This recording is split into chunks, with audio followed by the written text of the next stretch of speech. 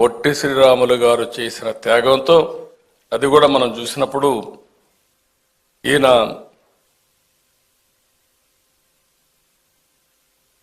చాలా ఆ వ్యక్తిని గురించి కూడా ఒక్క నిమిషం మనం ఆలోచించుకోవాల్సిన అవసరం ఉంది. 1901 మార్చి 16న మద్రాసులో గురవయ్య మహాలక్ష్మమ్మ దంపతులకు జన్మించారు పడమటి పల్లిలో. ఆ పల్లి ఇప్పుడు కూడా మీరు చూసినప్పుడు ఆ డీటెయిల్స్ అని చూపించారు కానీ చెప్పలేదు. స్వాతంత్రం కోసం పోరాడాడు.